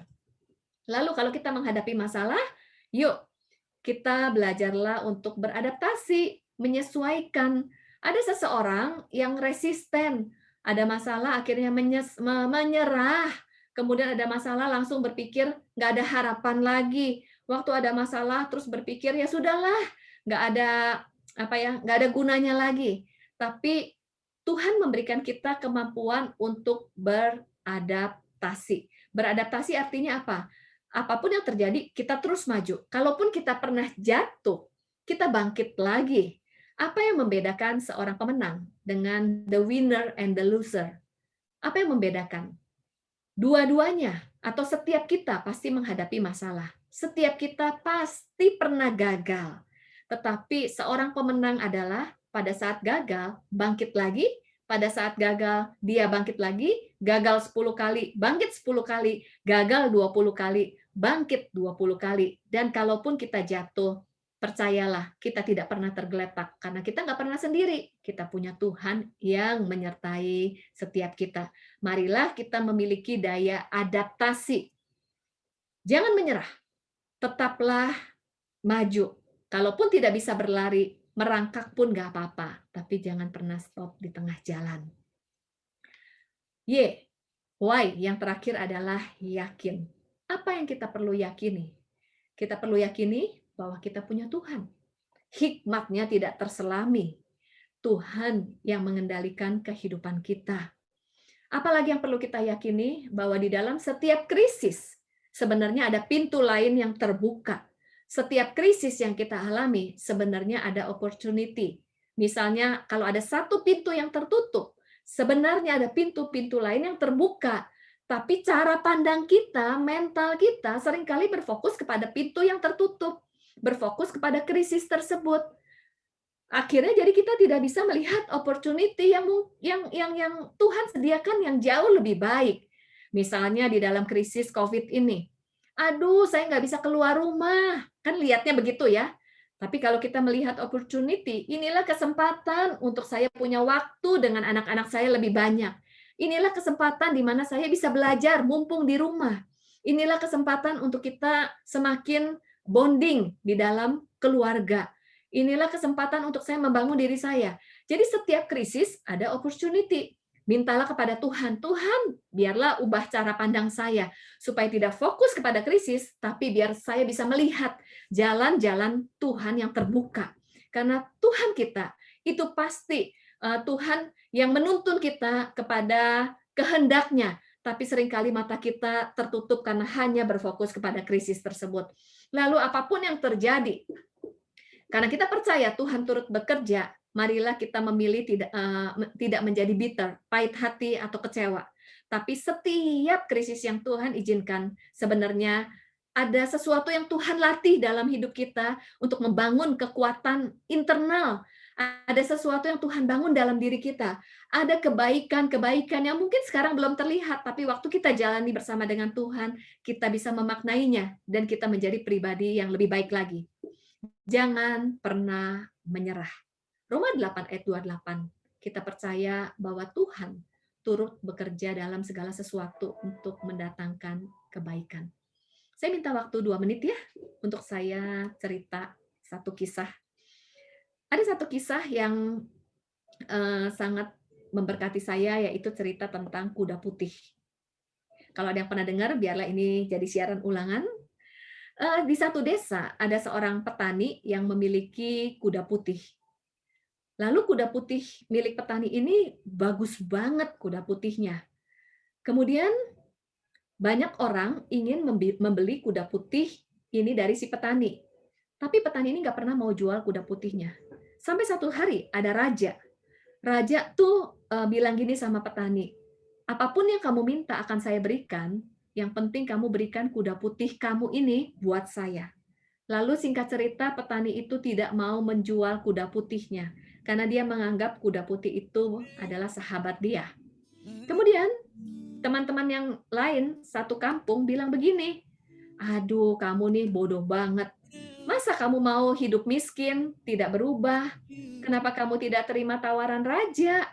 Kalau kamu terima tawaran raja, maka hidup kamu bisa berubah menjadi lebih baik lagi. Lalu petani itu diam saja. Kemudian, apa yang terjadi? Ternyata benar, 2 minggu kemudian, kuda putih si petani itu hilang. Nggak ada di kandangnya lagi. Dan satu kampung itu heboh. Bilang begini, tuh kan kamu, kuda putih kamu hilang, dasar kamu memang nggak diberkati Tuhan. Coba waktu itu kamu jual kuda putih kamu kepada raja, hidup kamu udah berubah. Sekarang lihat, hidup kamu tetap sama, kuda putih kamu juga hilang. Memang kamu hidup dikutuk oleh Tuhan. Petani itu bilang gini, loh, saya kan cuma melihat kuda putih saya nggak ada di kandang. Kenapa kalian bilang hidup saya dikutuk oleh Tuhan? Ternyata benar. 3 hari kemudian, kuda putihnya pulang ke rumah, ke kandang si petani itu, dan membawa 12 teman. Jadi si petani itu sekarang punya 13 kuda putih. Wow, satu kampung tuh heboh lagi. Dan teman-temannya bilang gini, bener banget kamu. Kamu ini memang diberkati Tuhan. Si petani bilang gini, kemarin kamu bilang saya dikutuk Tuhan. Sekarang bilang saya diberkati Tuhan. Aneh-aneh aja. Dan ternyata benar. Seminggu kemudian, anak si petani yang umur 17 tahun, laki-laki, main bersama dengan kuda putihnya. Karena kuda putih tersebut liar, maka anak petani itu diinjak oleh kuda putih dan kakinya patah. Satu kampung heboh lagi dan bilang begini, memang hidup kamu tidak diberkati Tuhan. Memang hidup kamu ada di dalam kesialan. Kemudian bulan depannya terjadilah perang di seluruh negeri. Dan raja memerintahkan semua anak-anak muda usia 17 tahun ke atas yang pria harus pergi berperang. Semua orang tua menangisi karena anak laki-lakinya yang usia 17 tahun ke atas harus berperang dan tidak tahu kapan kembali, kecuali anak si petani yang kakinya patah. Apa yang kita pelajari dari sini? Marilah kita belajar untuk tidak melihat hidup kita hanya secuplik, sepotong, secuplik, dan sepotong. Ada kalanya orang-orang bilang, Tuhan tidak menyertai kamu. Ada kalanya orang-orang bilang, kamu dikutuk Tuhan. Biarlah kita tidak mengambil kesimpulan bahwa Tuhan meninggalkan kita. Percayalah, Tuhan itu tidak pernah meninggalkan. Tetapi Tuhan punya rencana yang besar. Roma 8 ayat 28. Tuhan punya rancangan yang indah dalam setiap kehidupan kita. Kalau hari-hari ini kita mengalami krisis, jangan menyerah, jangan putus asa. Marilah kita datang kepada Tuhan. Saya mengajak kita berdoa yuk. Bapak, terima kasih untuk firman-Mu hari ini. Terima kasih Engkau menguatkan setiap kami. Hamba berdoa untuk anak-anak-Mu yang hadir pada siang hari ini, para wanita yang hadir. Kalau di antara kami ada yang mengalami krisis, mengalami situasi sulit, tapi hari ini kami belajar. Kami mau mempercayai Tuhan. Dan kami juga mau belajar untuk semakin mengenal diri kami, mengidentifikasi setiap permasalahan yang kami hadapi, mengelola diri, lalu memanage kehidupan kami. Terima kasih Tuhan, berkati persekutuan ini, biarlah setiap kami yang hadir boleh terus semakin bertumbuh, semakin bertumbuh, semakin bertumbuh, dan semuanya untuk kemuliaan nama-Mu. Dalam nama Yesus, kami sudah berdoa dan mengucap syukur. Amin. Terima kasih, Tuhan memberkati. Saya kembalikan waktu kepada panitia. Ya, amin. Luar biasa. Terima kasih Pastor Ilyana buat sharing hari ini. Luar biasa. Banyak hal yang mungkin tadinya kita nggak kepikir gitu ya. Tapi saya yakin hari ini kita datang ke sini, kita pasti akan menjadi pribadi yang lebih oke lagi gitu ya, lebih mengerti diri kita sendiri lagi gitu, supaya kita juga bisa menjadi istri, kita bisa menjadi ibu, kita bisa menjadi teman yang luar biasa gitu buat orang-orang sekitar kita. Terima kasih Pastor Ilyana. Yuk, masih ada waktu beberapa, kita masuk Q&A ya, kalau ada yang mau bertanya, boleh ya Pastor minta waktunya sebentar. Boleh di chat langsung, bagi ada yang mau bertanya.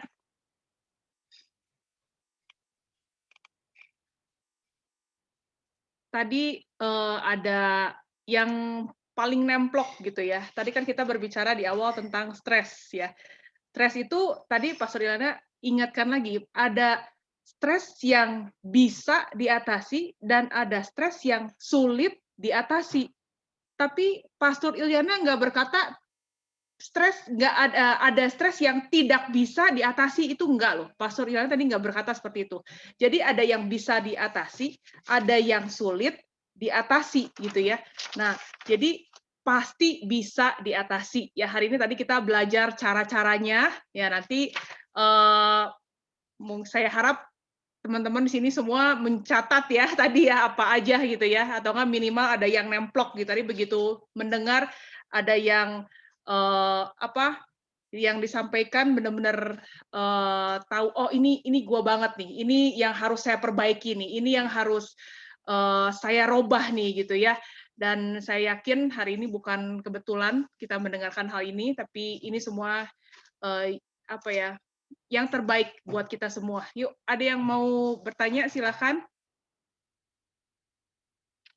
Ada yang mau bertanya, boleh silakan di chat. Ya, ini ada pertanyaan. Pastor, kalau keluarga kita sendiri yang terus-menerus menjelekkan kita, tapi mau nggak mau sering banget ketemu dan tiap hari dia nggak mau ngomong, buang muka, etc. Itu harus gimana ya? Nah, ya mungkin Pastor bisa bantu. Oke, ini untuk anggota keluarga ya, untuk anggota keluarga, yang pertama adalah yang kita perlu pahami bahwa kita tidak bisa memilih anggota keluarga kita. Jadi anggota keluarga itu adalah Tuhan yang berikan. Itu yang pertama. Ya, saudara sepupu. Kemudian yang kedua, kalau Tuhan memberikan kita anggota keluarga, memang bukan orang yang sempurna. Ada orang-orang di sekeliling kita itu bukan orang yang sempurna.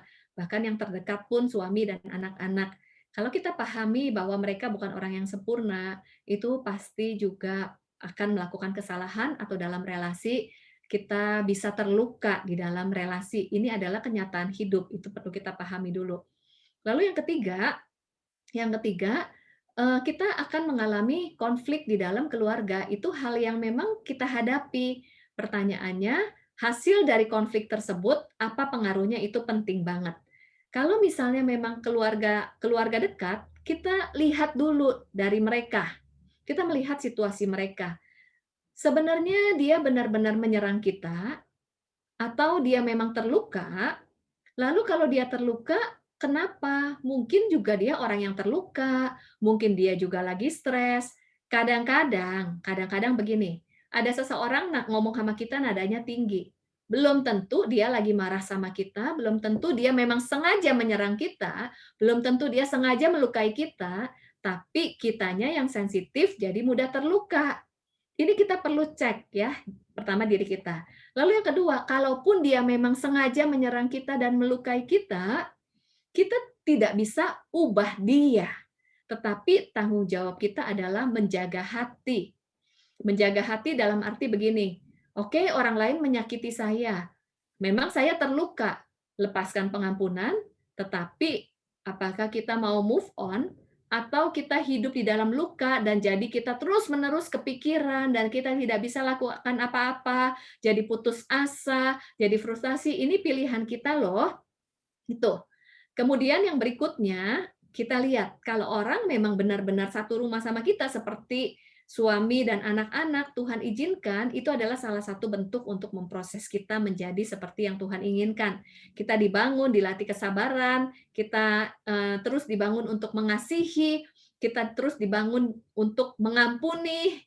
Nah, ini untuk membentuk kita. Tetapi kalau seandainya hal-hal yang jauh, yang di luar rumah dan sebagainya, kita juga perlu pertimbangkan. Seandainya misalnya gini, kita sudah cek hati, kita sudah mengampuni, tetapi memang lingkungannya dan perkataannya terus-menerus perkataannya kalau kita ketemu itu dan akhirnya terus melukai, kita juga perlu set up boundaries. Set up boundaries itu batasan supaya kita tidak di dalam lingkungan yang terus-menerus melukai. Bukan berarti kita memusuhi ya, tetapi misalnya mengurangi pertemuan, kedekatannya seberapa dekat gitu ya, tetap respect, tetap mengasihi, kemudian kalau mengunjungi dan pertemuan itu seberapa dalam, seberapa sering, nah itu yang perlu dipertimbangkan. Karena tentunya kalau kita sudah tahu pada saat berhubungan dengan seseorang, lalu perkataannya itu memang dengan sengaja terus-menerus menyakiti. Bukan memusuhi, tapi kita menjaga diri kita supaya kita tidak terpapar situasi yang terus mendengar perkataan-perkataan menyakiti. Ini udah yang terakhir ya, udah yang terakhir. Demikian juga dengan pergaulan yang buruk. Bukan memusuhi, bukan menghindari, nggak mau ketemu lagi, bukan. Tapi membatasi hal yang penting dan hal yang tidak penting. Untuk apa? Untuk kita perlu menjaga diri kita juga. Ini bagian dari membangun batasan. Ini untuk saudara yang jauh ya. Semoga bisa dipahami situasinya. Dan semoga ini menjawab. Makasih. Ya, makasih Pastor Ilyana. Ada pertanyaan lagi. Kan kalau misalnya kita tahu ya kekurangan kita di mana, itu kan maksudnya lebih gampang lah ya untuk kita mencoba merubahnya gitu ya. Walaupun memang nggak seperti membalikkan telapak tangan gitu ya, semudah itu gitu ya. Nah, ini gimana kalau ada anggota keluarga yang stres, tapi mereka sendirinya tuh nggak sadar gitu. Apa yang harus dilakukan dan merasa benar?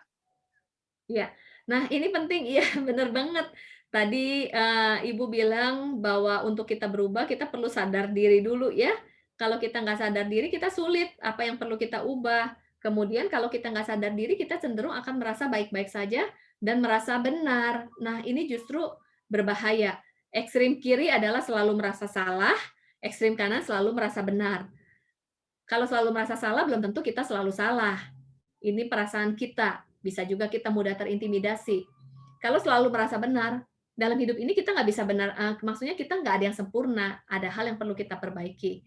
Jadi, untuk diri kita, teruslah belajar.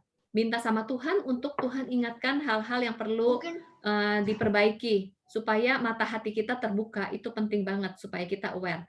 Tapi kalau orang lain, itu udah di luar kontrol kita. Jadi keputusan orang, perilaku orang, perkataan orang, apa yang dia pikirkan, itu di luar kontrol kita. Kalau kita berharap punya ekspektasi kepada dia untuk berubah menjadi seperti yang kita inginkan, kita bisa stres. Karena pada saat kita mau mengubah orang lain, itu banyak sekali itu tidak bisa terjadi karena memang orang itu keputusan orang itu di luar kontrol kita. Apa yang kita lakukan? Yang pasti mendoakan. Karena kesadaran itu memang dari Tuhan, apalagi kalau dia merasa dirinya benar. Kalau ada kesempatan untuk bicara, bicaranya begini, bukan untuk menggurui, itu beda loh, kamu begini, kamu tuh salah di sini, no no no. Tapi kalau kita mau bicara, atau mau membukakan sesuatu, Tuhan bisa pakai kita untuk membukakan sesuatu. Caranya bagaimana? Mungkin ada kesempatan sharing, kita bisa sharing.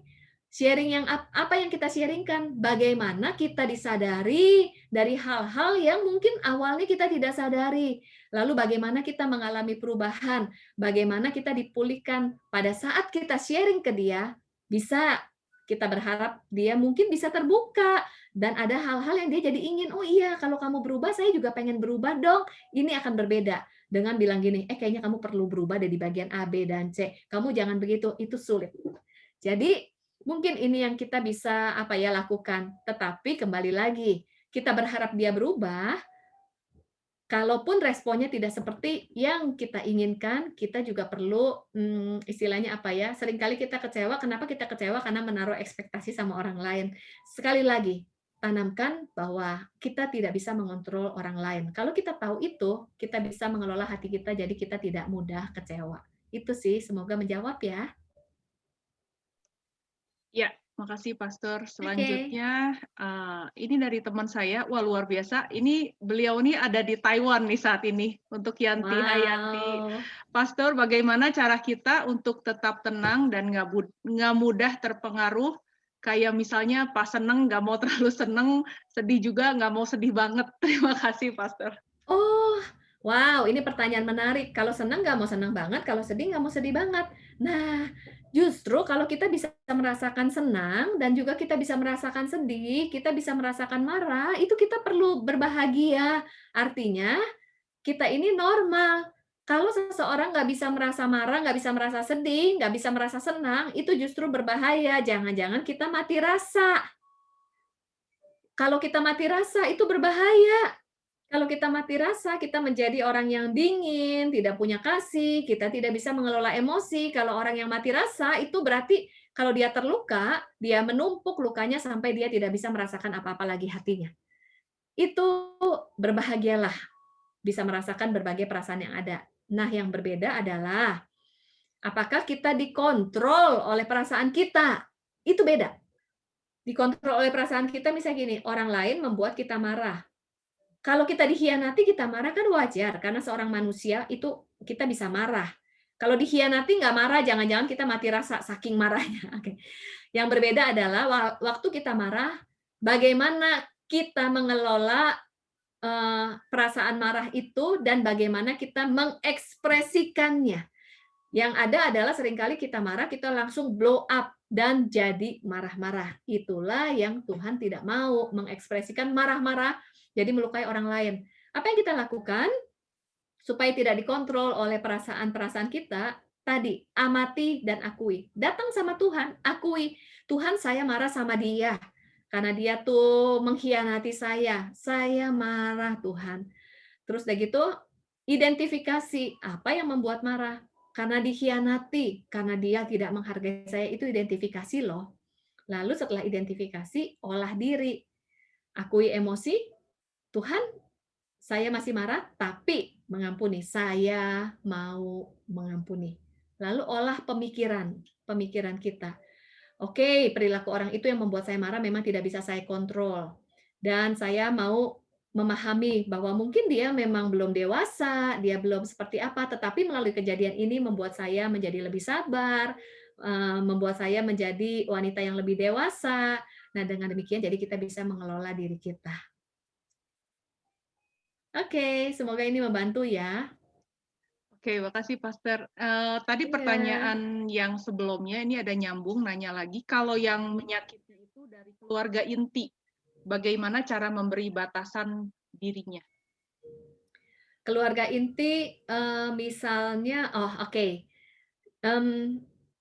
misalnya suami atau anak-anak ya. Sekali lagi, proses yang tadi dijalani lebih dulu, proses yang tadi. Sadarilah keluarga inti yang Tuhan berikan itu yang terbaik. Kemudian kalaupun ada proses, itu adalah proses untuk membuat kita diasah menjadi semakin lebih baik. Kalau ada luka, kita tetap harus mengampuni. Kemudian kalau kita terluka, kita lihat, dia memang sengaja melukai kita atau kitanya yang memiliki area sensitif jadi mudah terluka di area tersebut. Itu beda loh. Karena ada banyak dia misalnya seperti ini, seperti saya sama suami saya. Ini contohnya misalnya suami saya kerja gitu di rumah, lalu sibuk di depan komputer. Kemudian waktu saya ajak ngomong, dia ngomongnya cuman iya, oh heeh, iya. Lalu saya marah, saya menganggap dia menyakiti saya. Tetapi sebenarnya kan suami saya bukan menyakiti saya, dia lagi sibuk. Mungkin lagi ada kerjaan kantor yang perlu diselesaikan. Tetapi kenapa saya merasa disakiti? Karena sayanya yang merasa dicuekin, sayanya yang merasa tidak dihargai. Itu kan masalah pada diri saya sendiri, bukan suami. Kita perlu cek. Karena seringkali konflik di dalam keluarga belum tentu karena dia yang melukai, tapi karena kita sensitif, cara pandang negatif, pribadi yang tidak berharga, atau punya luka lama, punya luka dengan orang tua, lalu munculnya di dalam keluarga. Ini yang sering terjadi gitu. Jadi kita cek.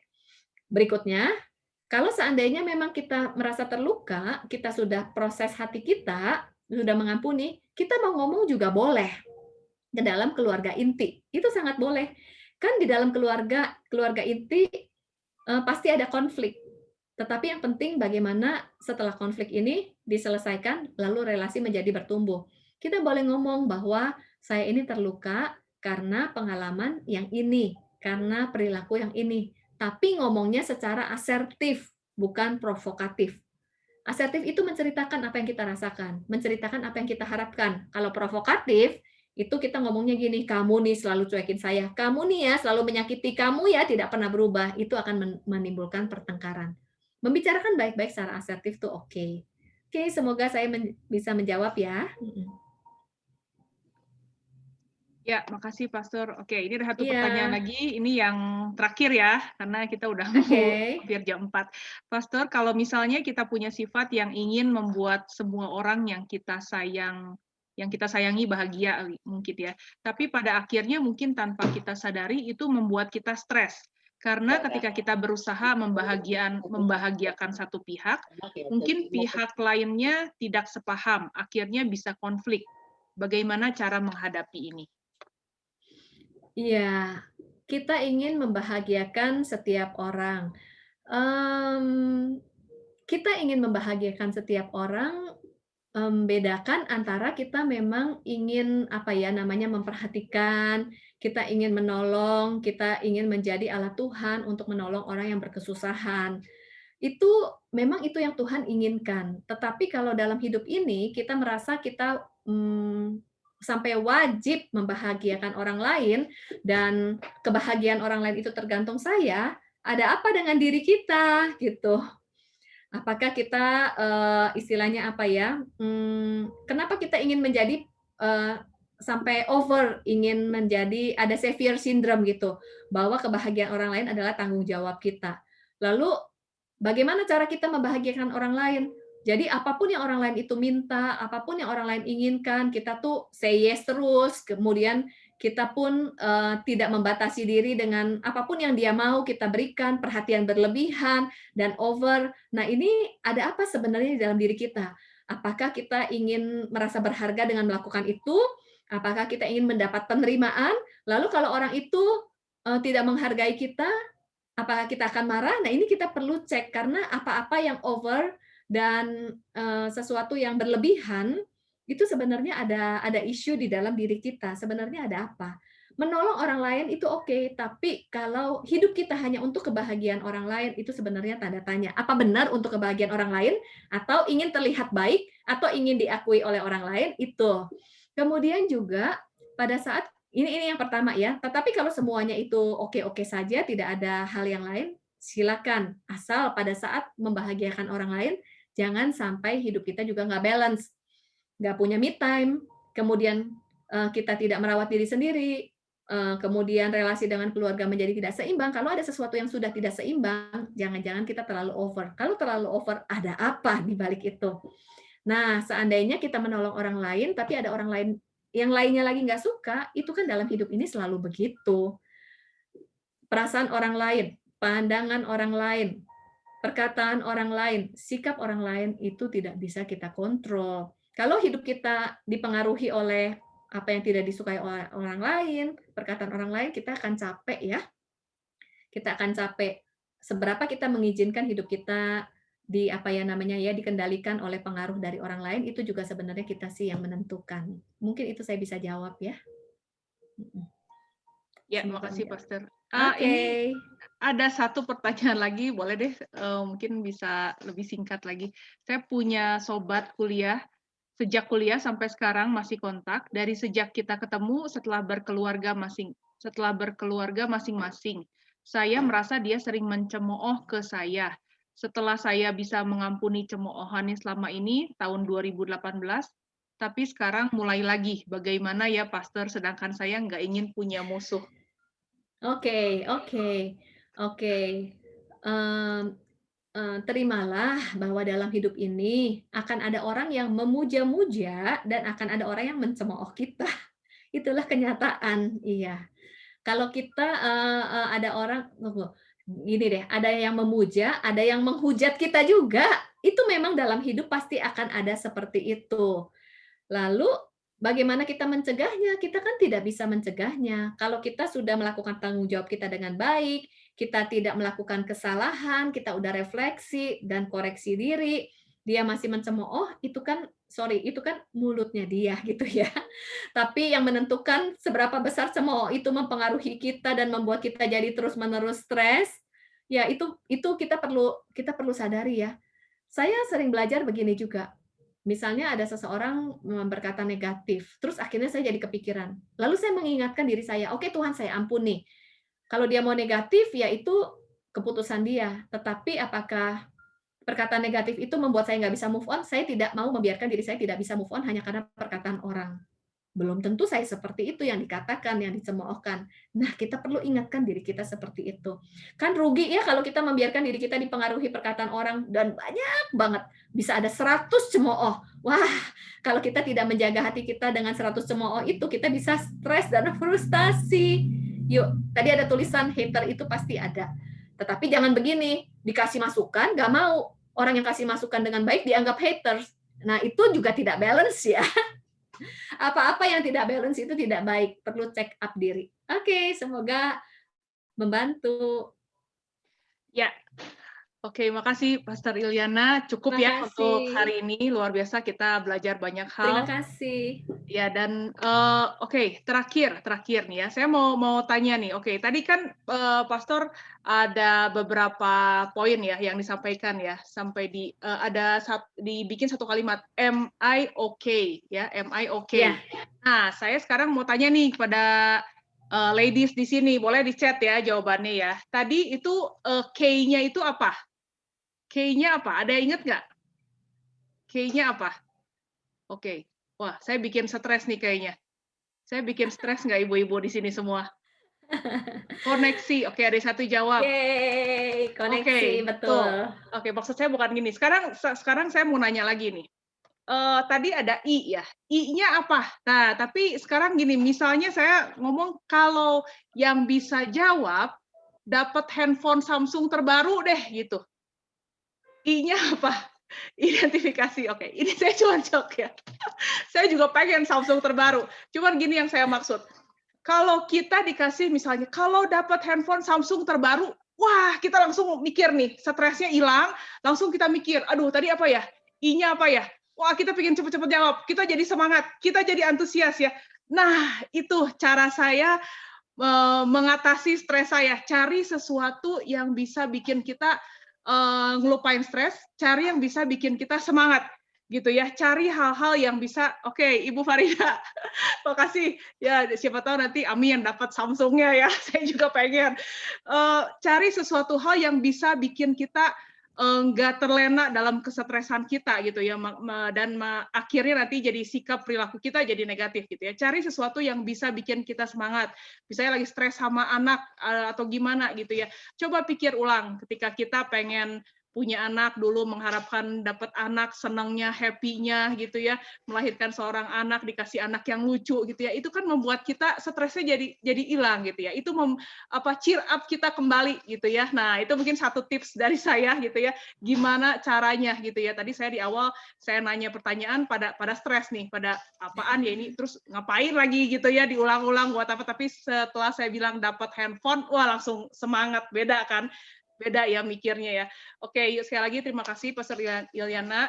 Hari ini, terakhir sebagai penutup, sekali lagi saya ulang bagi yang perlu dukungan doa, kalau ada yang berbeban berat, boleh nanti menghubungi 2 nomor telepon ke Ibu Natalia atau Dewi ya tadi ya. Mungkin di chat bisa tadi ada di chat udah ya.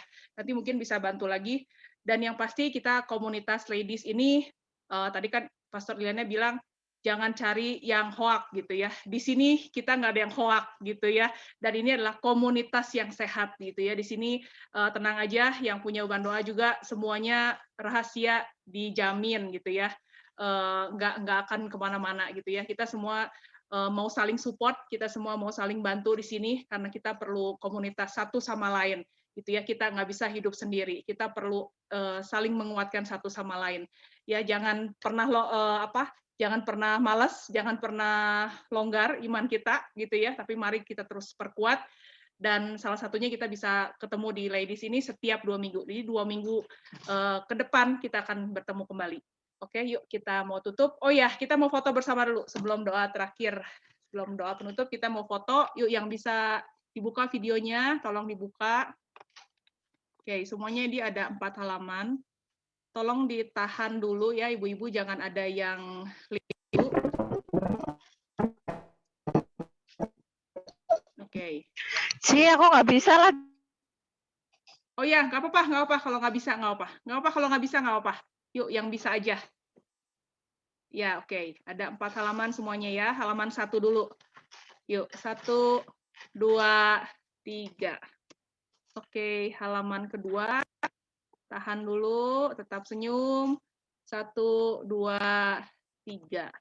Oke, halaman ketiga dan halaman keempat. Oke. Ya, udah. Yuk kita mau tutup dalam doa.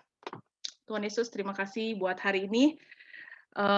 Kami percaya, kami yakin Engkau yang sudah menguatkan kami Tuhan lewat firman-Mu, lewat Pastor Ilyana yang disampaikan tadi, setiap firman Tuhan, setiap kekuatan-kekuatan lewat perkataan Tuhan, biar kami juga bisa menjadi pribadi wanita yang lebih kuat lagi Tuhan, Engkau yang bukakan, Engkau singkapkan Tuhan, kami mau merendahkan hati kami lebih lagi Tuhan, kami ingin belajar jujur lagi di hadapan-Mu Tuhan, supaya kami bisa menjadi pribadi yang Engkau bentuk menjadi seperti yang Kau mau Tuhan, dan kami lebih mengerti lagi Tuhan apa yang jadi rencana-Mu Tuhan dalam kehidupan kami, dan kami lebih mengerti lagi Tuhan jalan-jalan yang kami harus lalui Tuhan.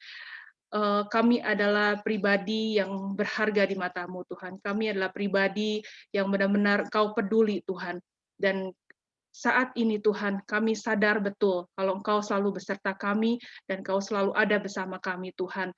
Dan kekuatan itu hanya kami dapatkan dari Engkau ya Bapak. Terima kasih Tuhan Yesus, Kau berkati Pastor Ilyana yang sudah hadir di tengah kami Tuhan. Kau berkati pelayanan lebih lagi Tuhan, berkati keluarganya, apapun yang dia lakukan Tuhan, semuanya berhasil dan Kau buat dia lebih hebat lagi di mata-Mu ya Bapak. Dan menjadi berkat buat banyak orang lebih lagi ya Bapak. Terima kasih Tuhan, Kau kumpulkan kami kembali 2 minggu ke depan Tuhan. Dan dan kami mau belajar Tuhan untuk lebih berantusias lagi Tuhan, untuk ketemu bersama Engkau Tuhan, untuk punya hubungan yang lebih erat lagi bersamamu ya Bapa. Terima kasih Tuhan Yesus, hanya dalam-Mu kami berdoa dan mengucap syukur. Mari yang sudah diberkati, kita sama-sama katakan amin. Oke, terima kasih lady semua. Sekali lagi, Pastor Ilyana, thank you buat Terima kasih, Bu. sharingnya buat pelayanannya hari ini. Terima kasih you, Pastor. semuanya. Thank you semua. Terima kasih, Pastor. Sampai ketemu Terima lagi. kasih, bulan depan. Olive. Tuhan berkati. Bye semua.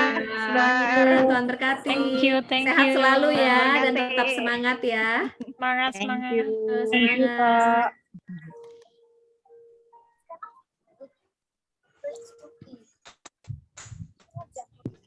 Tuhan berkati. Saya Liv ya. Boleh ya, Pastor Thank Ilyana, you. silakan. Thank you, ya. Pak. God bless. Thank you, Bye. Ling. Thank you, God bless. God bless. Bye. Bye. Hai, Mar.